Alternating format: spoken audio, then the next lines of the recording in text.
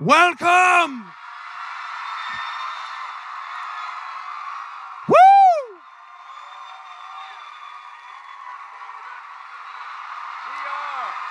Hello! 1, 2, 1, 2. We are the Lake Town Spy Network. How you doing, Comic-Con? Quick, go tell the master of Lake Town that the Hobbit panel is about to begin. Swift boy, run! Hello.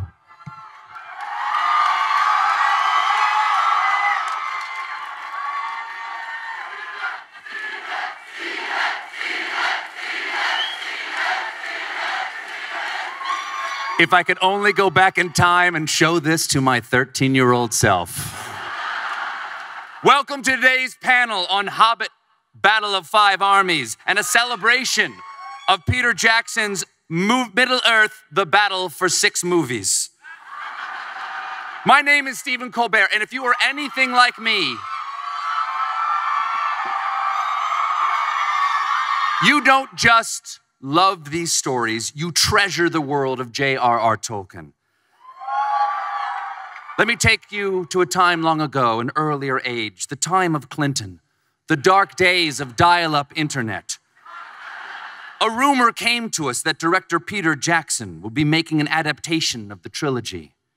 At the time, many of us knew him only from his movie Heavenly Creatures. And as great as that movie is, I wasn't sure there was room for hysterical, murderous teenage girls in Middle-earth.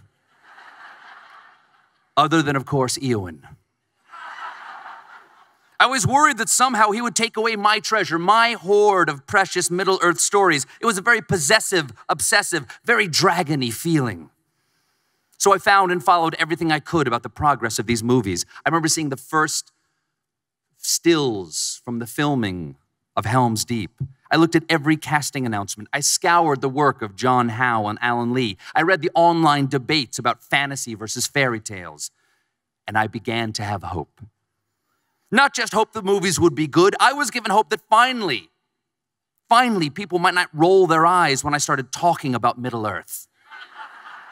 That my head full of facts from Fëanor to Faramir might suddenly have some social value. That someone might say to me, hey, Stephen, you know a lot about Tolkien. Can you explain something to me? And I would say, yes. Oh, God, yes, I will.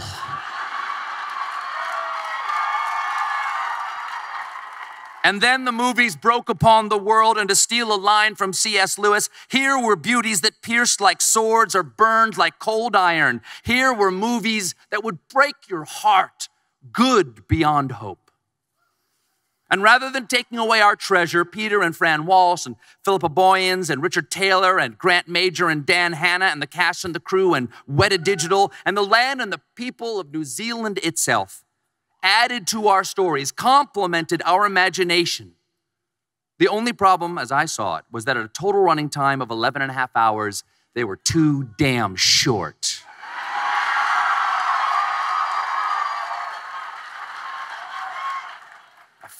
I feel this must be how Orlando Bloom feels all the time. We wanted more.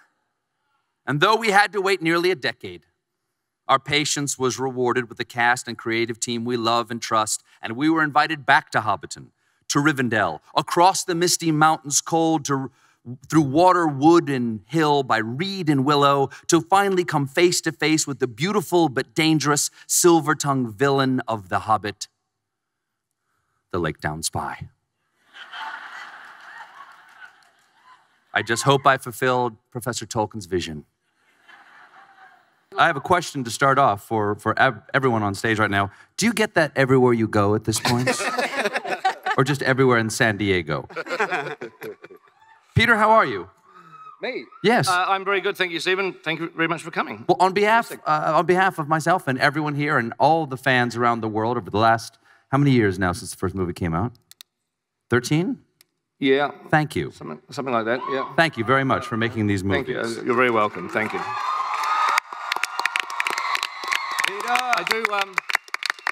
I do have to send apologies from Martin and Ian and Richard, who would all love to be here, but Martin and Richard are on stage in London and unable to get away. And no, yeah, and Ian's shooting a movie. That's right. Yes, that's what's happening, isn't it? Yes. But they do send their love, and I'm sure you'll see them again sometime on some other project. So, Peter, are you done with the last movie yet? No, we're still working. We're sort of, I mean, the creation of the movie never really stops, and so what we're doing at the moment, I mean, it's editing, but it's a lot more than editing because we've got battle sequences to do and a lot of other, rather intricate things, and so we're doing motion capture for that, or we're doing animation, in the case of some of the big creatures, and so I'm supervising that. Then that goes on to the motion capture stage. Then I go on with a virtual camera and I film it, which I absolutely love doing. So I'm still shooting the movie in essence. They haven't stopped me filming it yet. If you're looking to shoot a big battle, I think we have 6,000 extras who might be able to jump. I know. They would be good too, wouldn't they? They'd know what to do. Well, let me ask you something about how the movies are made. As you said, you're doing a lot of this motion capture and going into the digital environment with a camera to capture things. The people who've worked together on stage, is this the first time some of you have met here at Comic-Con, even though you've done the movie together? Yes. Some of us, yeah. Yeah. Yes? Have any of you ever been in scenes together and never met before? Yes. Yes? Yes. Yeah. Who? That's Cate? Ben and Cate, yeah. We worked together, and I didn't meet Cate until well after I'd finished working with her. Really? Seems to be my run of things It was here great. at San Diego. It was great. Wow. Great. Wow. Did either of you complain that the other person was stealing focus? Yeah, without she even took knowing? ages to come out of her trailer, and You had that big, long... I kept eating your tail. snacks, and I was in your way all the time. Yeah, it was kind of amazing. Peter, when you started back in 1995 when you first started about doing these movies? Yeah, 95 or 96, I think, sometime like that. So by the time this film is released, once it's released, and it'll still be running in 2015, you will have spent 20 years thinking about this world. Did you imagine that this was going to take a generation of your life? No. And is that a happy thing for me to say? Well, it's a commitment, isn't it, really? It's a commitment. But no, and it's a commitment I have really enjoyed taking. It's been you never know what's going to happen next. I mean, the very first thing that we ever pitched to Miramax back in 95, was to make The Hobbit as a single movie, and if that was successful, we'd do 2 Lord of the Rings movies. That was the pitch. That was what we, sort of, things went a bit differently, didn't they? Really, but yes. Wait, it was originally pitched to be 2 movies?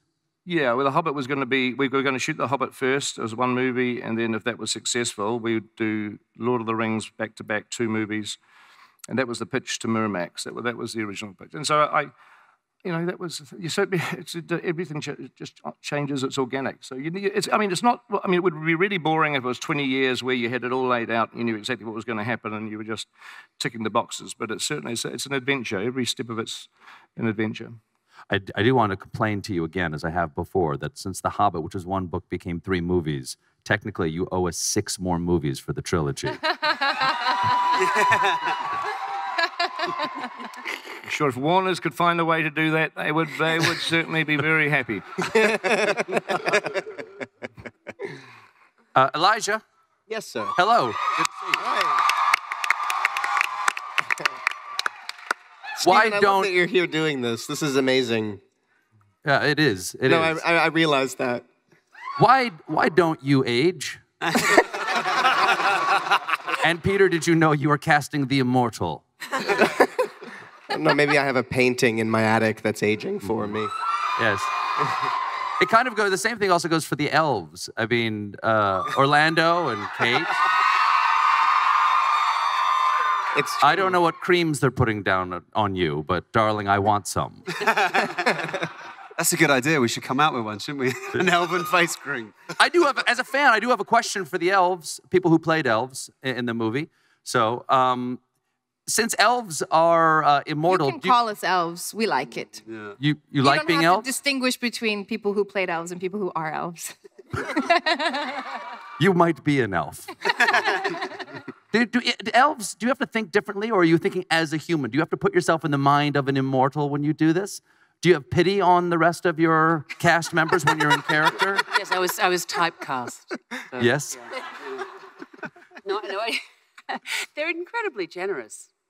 Look, I was just grateful to get a job in this one. I thought my time was over in Middle-earth. So. Yeah, you and me both.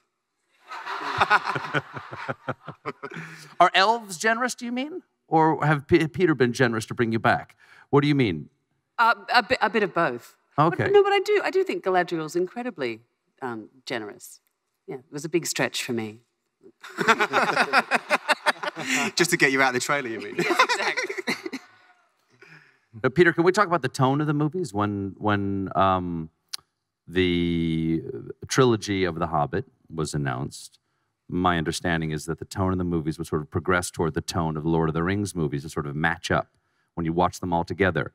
How would you say the tone has changed from the first movie, from An Unexpected Journey, to Desolation of Smaug, and how's that extended in this movie?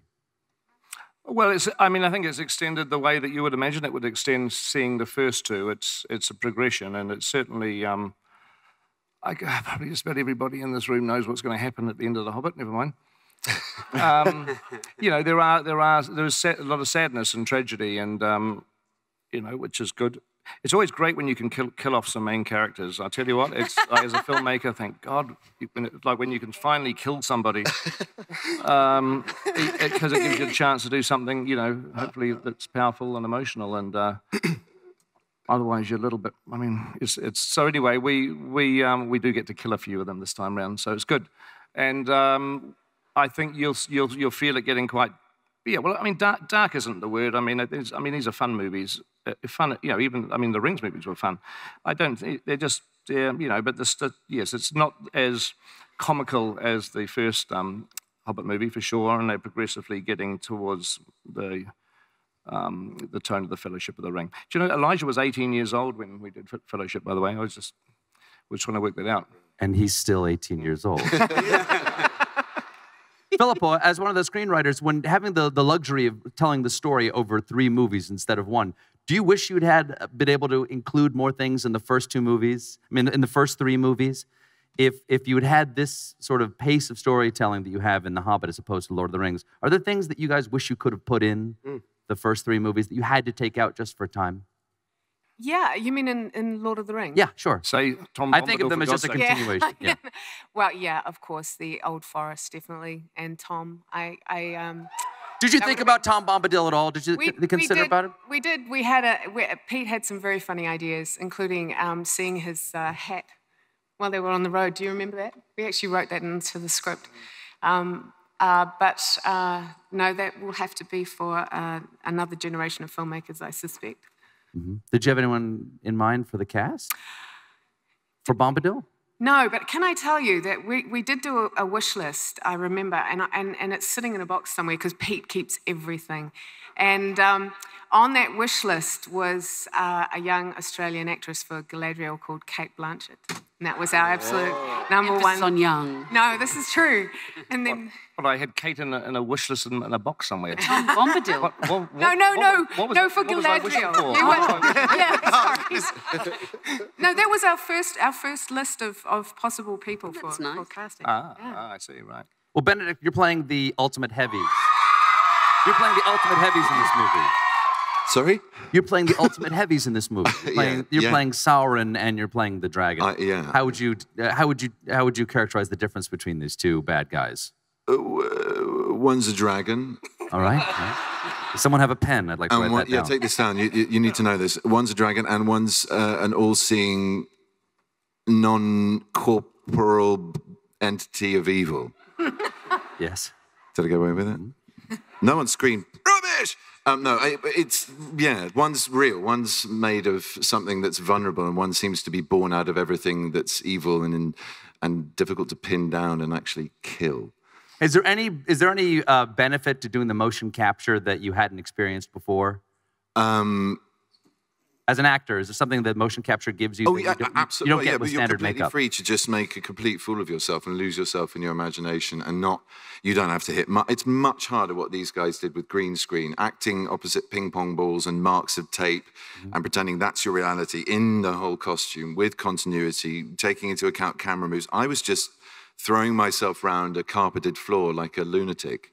And Andy, did you have any Great advice for fun. him? Do you have any advice for Benedict on how to do motion capture?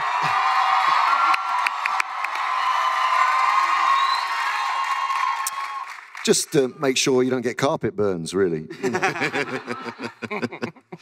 Yeah, put the Velcro in the right places. Exactly, yeah. No, Benedict, but Thank you. they love you, Benedict.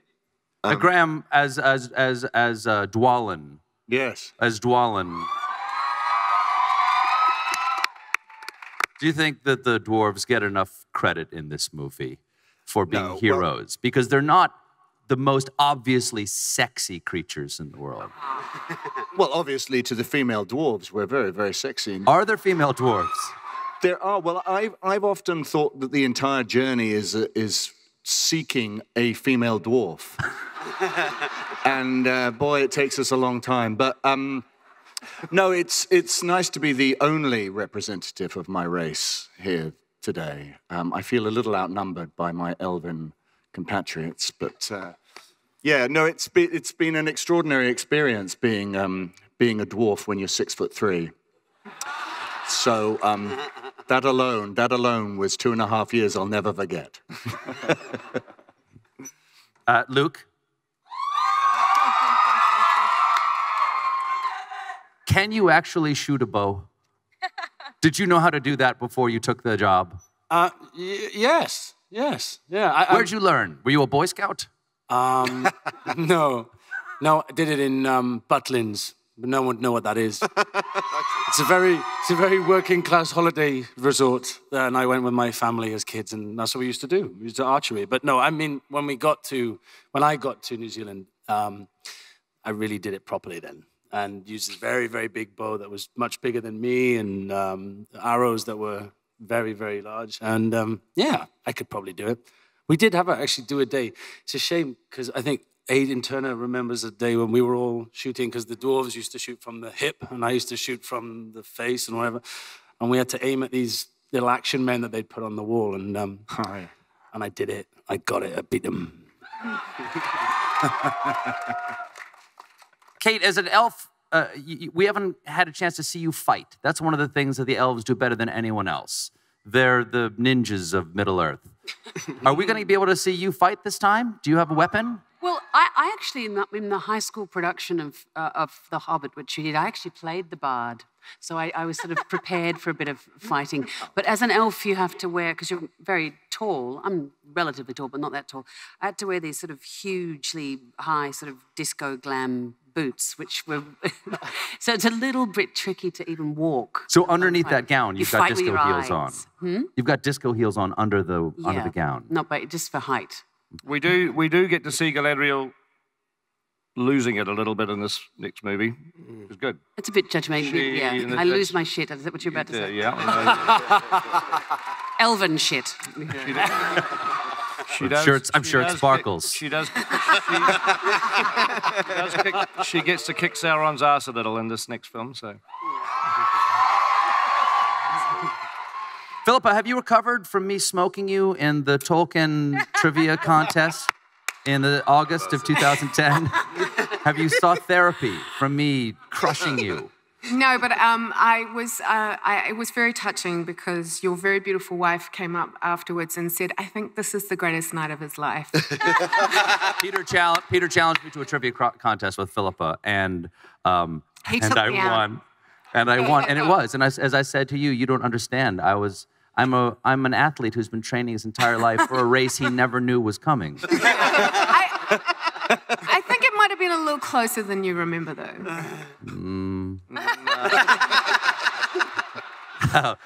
We could remount the challenge for charity. Do you remember what you won on? What was the winning answer? Do you remember? No, but I do remember when Stephen Fry said, "Oh, you've really got the crowd on your side." Is when you asked me who Goldberry was. Oh, yeah. Yeah, you asked me what Goldberry was, not who Goldberry was. Oh, did I? I think I'd had too much red so you wine, just but- kind of tripped me up with But the you old know- River Daughter answer. You know what was really funny? Because it was me and Stephen, and we were asking each other questions. So I think nobody else in the room knew whether we were getting them right or wrong. Well, no, that was in the final round. It was Yeah. Stephen Fry and I designed questions for the two of you to start with, and then you guys ended up just when it all got a little bit crazy at the end, you guys just started firing really hard ones at each other, and none of us really knew. Yeah, no, that's right.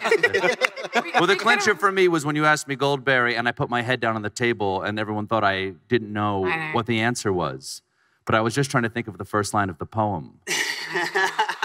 And so I raised my head and said, "Oh, slender as a willow wand, oh, clearer than clear water, oh, reed by the Liverpool, fair river daughter, oh, springtime and summertime and spring again after, oh, wind on the waterfall and the leaves' laughter." And Stephen Fry said, "You've really got them on your side now." Well, I think Normally winners are very modest, aren't they? I'll never have this opportunity again. Now, I've noticed that there is a difference in class in Elvendom. And Orlando, your father does not want you to date down. Perhaps the two of you could address this. Is there a social message in this movie? Yes, I'm a low-class elf. Is that what you want me to say? You are. You want me to admit it to the you're world? A trash I'm a elf. low-class, trashy elf. But my shit still sparkles. Was that on your resume? Is that how you got the gig? That was on their wish list. Mm-hmm. We've heard Evangeline Lilly's shit sparkles. We like her as an elf. Well, Peter, I think based on the time, I think maybe we've. Where are we? We're okay. We could do. We're okay? Do All right. another 5 minutes or 10 minutes of questions. All right. Have you run out of questions? Any of the actors here? I'd like to ask about your experience in New Zealand. You know, Lee, for instance, had you been to New Zealand before? No, I'd never been before, but I absolutely made the most of it. I love being outside and hiking and stuff, and you can't find a better place for that than New Zealand. Like awesome hikes, really, really fun. I had a feeling when we went down there again. Peter invited us down very kindly. My wife and my two boys and I were extras, and we spent 2 weeks down there. I had a strong feeling that I should never leave New Zealand. Yeah, you know, it was really like, this is where I will be a man. Yeah, I know. Do you know what I mean? It calls to you. It says, are you as raw as this mountain is? Yeah. Could you carve out a life? Plus, no bears. That's right. No snakes. Does anybody have anybody do any adventure travel when down there? Because there are a lot of ways to kill yourself not being killed by an animal in New Zealand. Did anybody take advantage of any of this sort of adventure? I went up, I went heli, I can say this now because I'm out of contract, but I did go up a glacier while I was down there. And you didn't tell anyone They because it helicoptered was us up to the middle of the Fox Glacier and then left us there for a few hours. Brilliant. And we went through ice caves and, yeah. And then me and Aidan jumped out of an aeroplane as well at one point. Yeah, It's the sort of country where you can do a lot of that jumping. I jumped out of things, jumped off things. Anything I could get thrown out of or off, I would pretty much do. Orlando, did you move down there for any period of time? Like 3 years. Yeah. No, I mean, sorry, after the movie was over, I understood that you stayed for a while. I've sort of come and gone a bit, but it's funny actually because there was an email exchange between me and Dom and Elijah just 2 days ago talking about getting residency in New Zealand. Dom was like, we realized it's a little bit more complicated than we initially thought. Yeah. Yeah. Orly throws himself off anything, and with a bungee on, it's amazing. Unbelievable. Did any of you come to the stories of The Lord of the Rings and The Hobbit for the first time through the films? And did it make you then go back to the books, or did you say, to hell with it, I'm never going to read them? Yeah. Elijah, did you go back and read the books? I actually haven't. Truth be told, I still haven't read the books. Never? I know what I'm getting you for Christmas. Listen, I've said this before. Get out of here. I'm okay. I'm okay. Elijah, do you know how to read? I do. Because you've been in show business since you were a child. I read The Hobbit when I was a child, and it was a big, big book for me. And I had The Lord of the Rings on my shelf, and it was one of those things that was very daunting and was kind of always there. And I thought, I'll get to that one day. And then these movies came about, and I felt like I was living it and experienced it in such a profoundly deep way that I never really consulted the books. I imagine it's something that I will go back to, but I don't know. It was such an experience over the course of such a long period of time.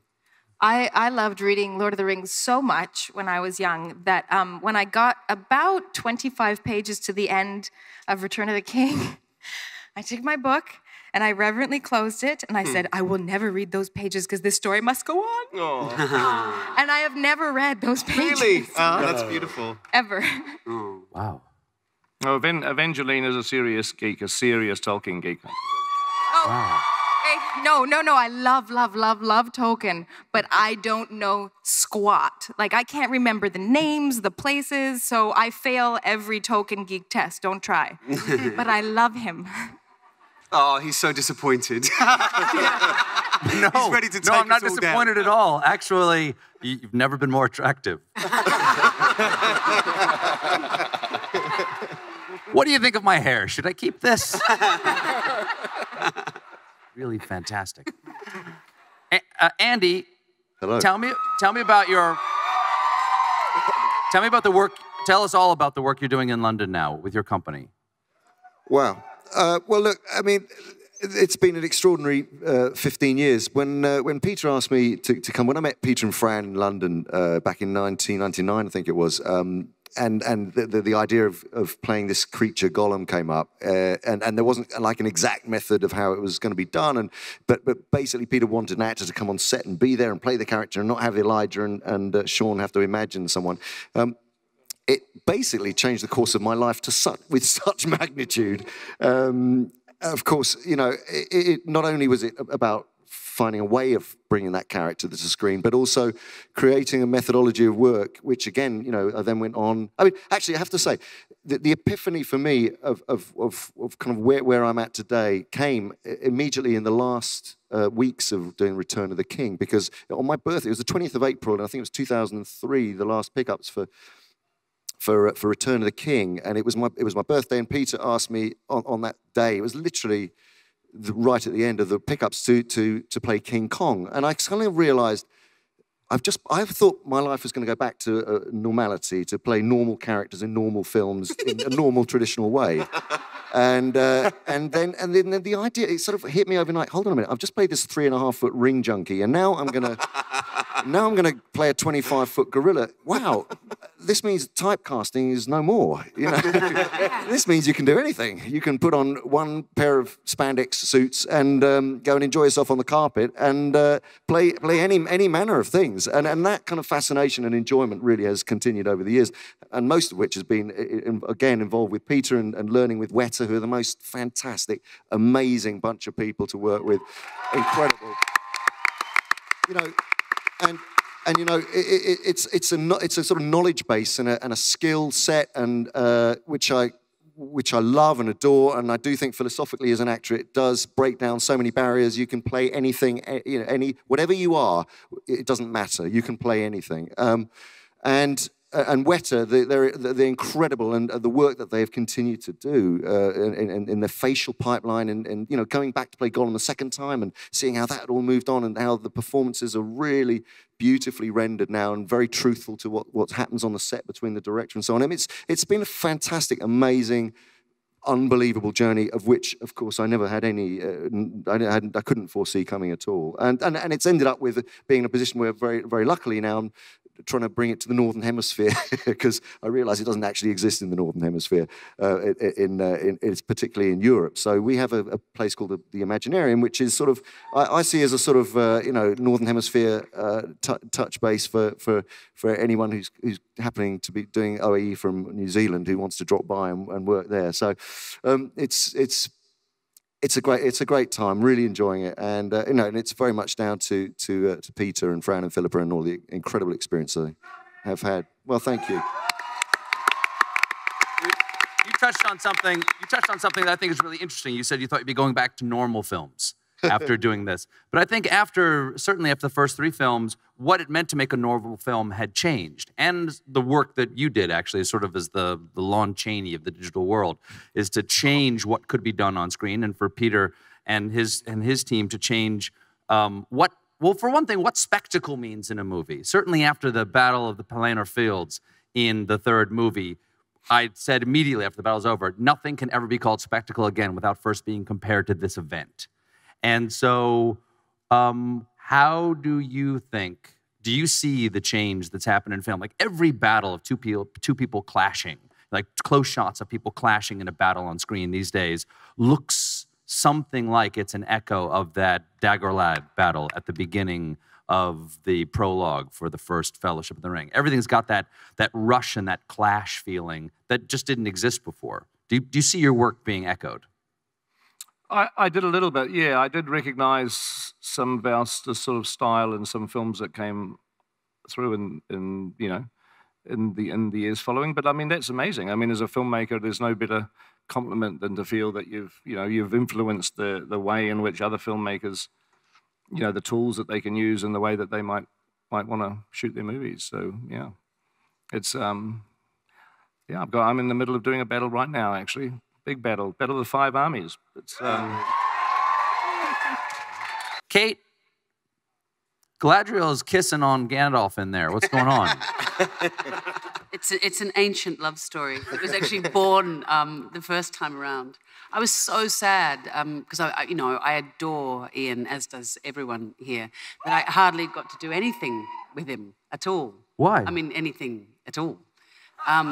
Because in the first story it was glancing. Oh, you mean in the first one? Of course, you don't. Yeah, the first time around, backwards, and so it was so special. And also having worked with Hugo so intensely on stage over the last 10 years, to sort of 10 years later to go back and then, all the core story, because of course Galadriel's just a footnote in The Hobbit, really, to have such a beautiful, loving relationship of understanding. Did you wear any of the original costumes? Did they bring any of the costumes? I thought you said, did I wear underwear? Yeah. No, but elves don't wear underwear. My figurine didn't have. My boys were horrified because they weren't born the first time around to see the figurines and that elves didn't, in fact, wear underwear. So I didn't. But that wasn't what you're going to wear. That was a bit too much sharing there.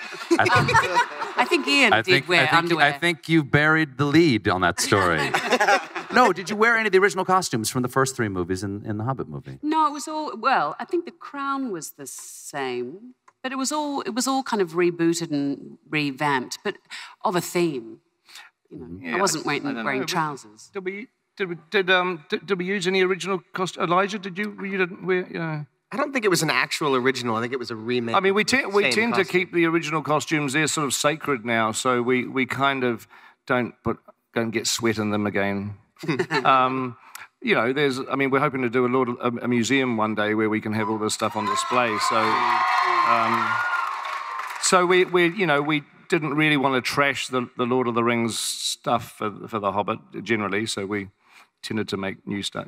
I did have my wig. My wig was the same. Yeah, my wig was the same. My wig was the same. Yeah, we had 2 wigs from Lord of the Rings, and But were your ears different? My ears were. Well, your ears continued to grow. You had the same ears, but yours they had to recast. Wait a second, your ears didn't fit anymore? No, he was growing his ears to try and get them to be half as beautiful as Tauriel's big pointy ears. We have an ear thing. Sorry, Tauriel was obsessed with having really big pointy ears, and I was like, I think they should be a little subtler than that, honey. But she was like, no, I'm going all the way on this ear. I know how sexy a big pointy ear can be. But they were a bit more aerodynamic. This time around? Yeah. I felt. Yeah. But you can only say that in retrospect. I mean, Peter, speaking of saving things from the Lord of the Rings, one of the things that people may not know is that you've got these huge warehouses in Wellington with all the old sets. Well, they know now, don't they? Right. Sorry, I didn't realize that. Secret warehouses, yes. No, that's right. Yeah, it was just one of the greatest experiences of my life was to walk through. Yeah. The Misty Mountains. Yes, Misty Mountains, go to Minas Tirith, to stand in front, tower over Minas Tirith or Rivendell, or to actually take a quick look, to really take a look at what you had at the Grey Havens. Because in the movie, you don't get to see any of the mountains, but the buildings no, the Grey Havens is a beautiful miniature. It's a beautiful miniature. And as you say, it was never really seen. So. Yeah, it's incredible. It's beautiful, yeah. Well, we've got it all, we've kept it all, and so, we've kept it all for a reason. I want to try to let people see it one day, so more than just you. I mean, it was nice having you there, Stephen, but it'd be nice to have these folk there as well. So. One thing that you don't see in the movie, I don't know whether you took it out digitally, but when I went and looked at Grond, when you have Grond, it's like the 12-foot long version of Grond there, the warhammer that knocks down the gates of Minas Tirith, is that it's a wolf, a ravening wolf with fire coming out of its mouth, but the prop itself has a penis. The wolf that you made. It's a penis, and it's very sharp. It's kind of a terrifying image. How do you know the wolf's penis is sharp? Did you touch it? Yes, he did. No, he did. I'm a super fan. I never actually realized it until you pointed it out. But no, it wasn't removed. I mean, no one ever asked us to remove it in the film. You didn't remove it? No. Must be there somewhere. It's there. Yeah. Stephen, it's because of people like you running around and touching wolves' penises that Comic-Con is a scary place to be. All right. Yeah. Questions? Yeah. You ready to do some fan questions? Yeah. Everybody out there? We've got microphones in, let's see, where are they? Right over here, where the light is. Wow. And the young woman wearing the armor of buttons. It's a very effective suit of armor. Wow. Yes. This is the Lord of the Rings cape and Hobbit cape. Everything on here is Lord of the Rings and Hobbit. In 10 years, I expect to be back here watching clips from the Silmarillion.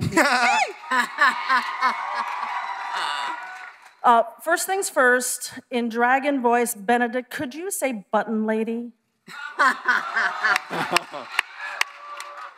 Button lady.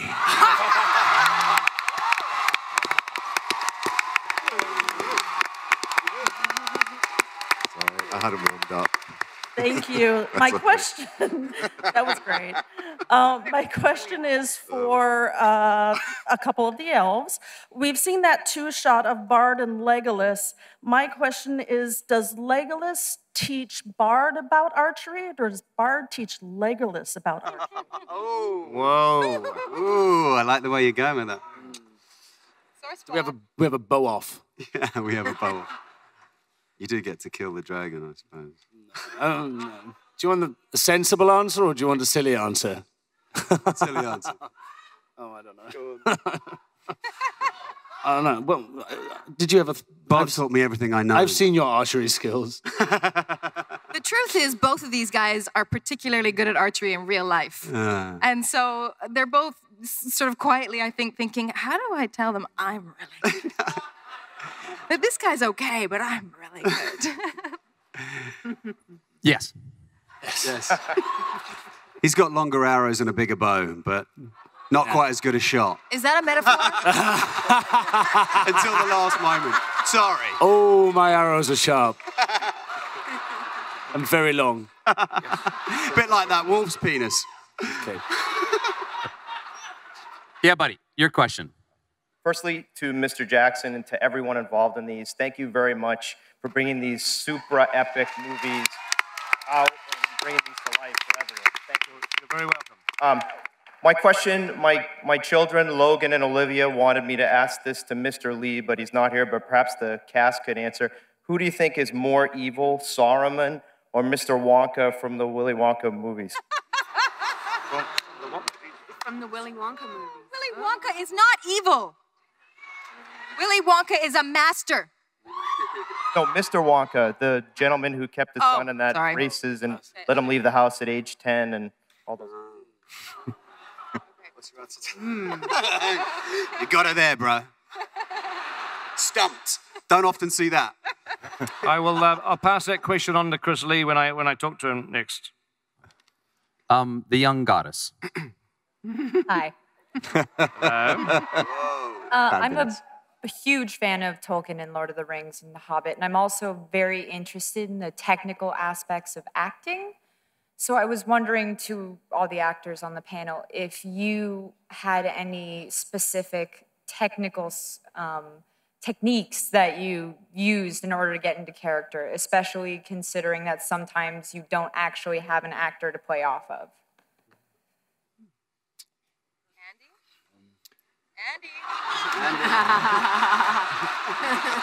I don't know why everybody's looking at me. Andy Serkis has been voted the answer of that question.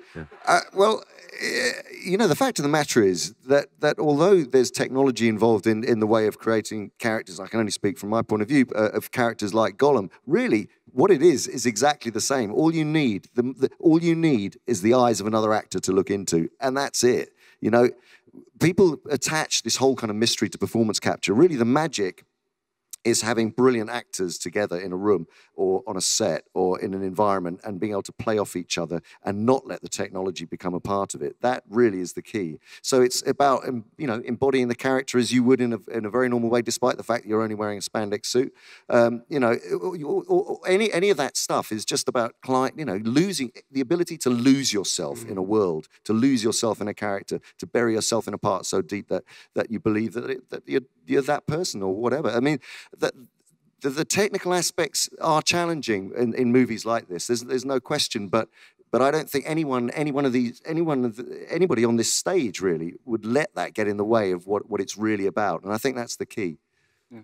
Well, it's like layers of imagination. We've got Tolkien's imagination, and then our imagination comes in, and then the CGI comes on top of that, and it's like all of these kind of beautiful collaborations, you know, one on top of each other. But if everyone's imagination is kind of alive, I think the movie gets cool. Yeah. You know? Yeah. I think it also must be said that, I mean, Benedict was talking about working to a tennis ball or green screen. Certainly in the first movies, I had no idea how to play an elf.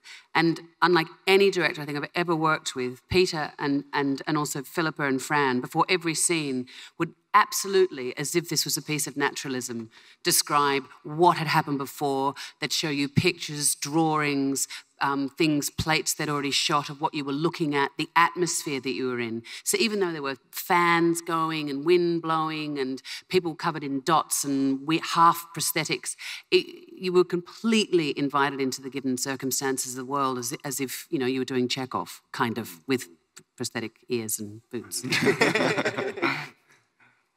Yes. Hello. This question's to Lee, Andy, Benedict, and maybe the rest of the cast. If you had to take the characters that you played to attend Comic-Con, where would you take them and why? Hall H. I don't think I'd fit in anywhere else.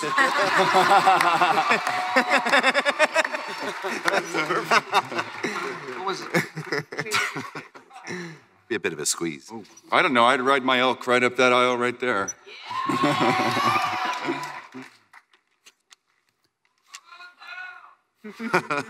I left it in New Zealand. I don't have it with me. Let's move on to the next question. I asked Andy as well, so. Well, I don't know where I'd go, but Gollum would probably go. Well, why don't we ask him and see where he'd go? Well, my secret dream. Precious, yes, what is it? Well, I would quite like to go backstage with Stephen Colbert and see what he's got inside his costume, Precious. Yes!